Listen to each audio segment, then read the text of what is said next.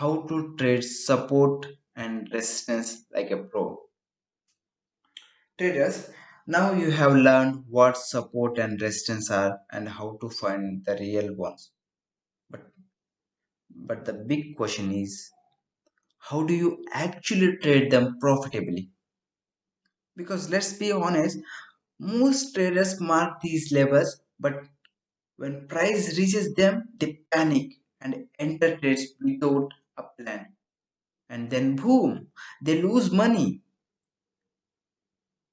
We are not going to do that. Today, I will give you a simple step by step method to trade support and resistance with confidence, whether you are a beginner or an advanced trader. And, I, and as as always, we'll keep it fun and interactive. All right, let's dive in. Step 1, identify the type of market, trending or ranging. Before you before you even think about placing a trade, ask yourself, is the market trending or ranging? Because the way you trade support and resistance in a trending market is completely different from how you trade it in a ranging market. Let's break it down. In an uptrend, support zones are great for buying pullbacks. Resistance levels often break, so don't sell blindly. In a downtrend, resistance zones are great for shorting. Support levels often break, so be cautious of reversals. In a ranging market, support and resistance act like ping pong levels. Buy at support and sell at resistance. Simple, right? But here is where here is where most traders go wrong. They assume every support level will hold forever. Wrong. In a trending market, support can fail and become resistance. And if you don't recognize that shift, you will be buying right into a trap.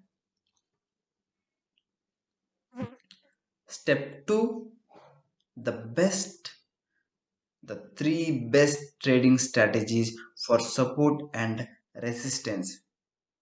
All right, now let's get to the fun part, how to actually trade these levels. Here are three powerful strategies that work like magic when used correctly. Strategy 1, the bounce trade. This is the simplest way to trade support and resistance. Here is how it works. Identify a strong support or resistance zones. Wait for price to touch the zone and show a rejection. Enter a trade with a stop loss below support or above resistance. Sounds easy, right? But don't just enter blindly. Here is the confirmation you need. Look for strong rejection wicks, long tails on candles. Check for engulfing candles showing a reversal. If price bounces quickly, that's a strong signal. Got it? Awesome? Awesome. Strategy 2, the breakout and retest trade. Now, this is where we trap retail traders and trade like the big players. Most beginners trade breakouts the wrong way. They see price breaking a level and immediately enter a trade.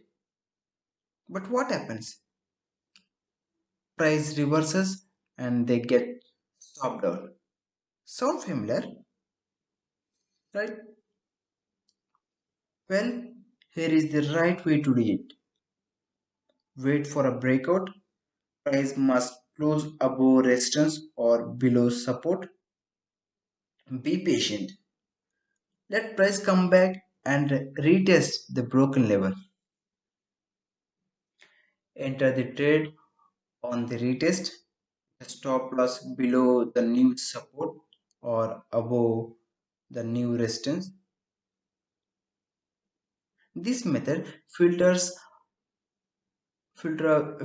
out fake breakouts and gets you into high probability trades. If the retest happens with a strong bullish or bearish engulfing candle, that's your confirmation. Strategy 3, the fake out trap. How to catch smart money moves. Now, this one is a secret weapon. It is a how institutions trap retail traders and take their money. Here is how the game is played. Price breaks above resistance, traders go long, then suddenly price reverses hard, hitting their stop losses. Big players buy at cheaper prices while retail traders panic and sell. We are not going to fall for that. Instead, we are going to use this trap to our advantage. Here is how. If you see a breakout with a weak candle, be careful. If price suddenly drops back into the range, smart money is at work. Enter a trade in the opposite direction. Once the breakout fails, example, if a resistance if a resistance breakout fails, go short when price comes back below the level. If a support breakout fails, go long when price re-enters the range.